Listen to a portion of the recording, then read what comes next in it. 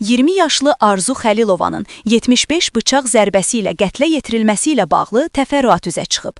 Globalinfo.az Qafqaz Infoya istinadən məlumat verir ki, ilkin məlumata görə Arzu Xəlilova birlikdə yaşadığı Azərbaycan əsilli Salican Mehmet tərəfindən qətlə yetirilib. Hadisə ilə bağlı istintaq başlanılıb.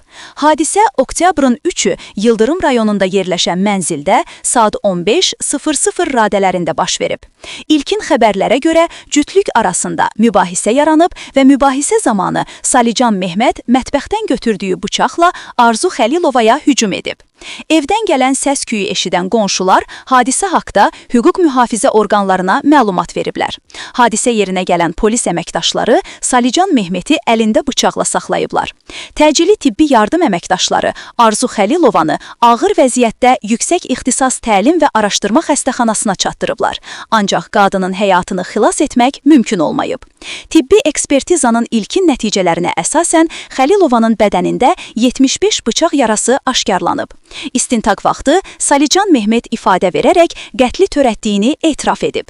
Onun sözlərinə görə mübahisə zamanı qadın alış-verişə gedirəm, uşaqlara bax dediyi üçün əsəbiləşib və bu səbəbdən bıçaqla hücum edib.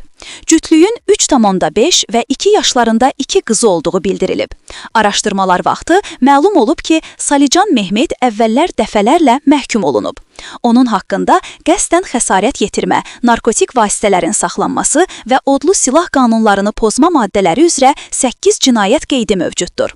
Bundan əlavə, Mehmetin öldürdüyü qadına qarşı cinsi təcavüz ittihamı ilə da istintaqa cəlb edildiyi bildirilir.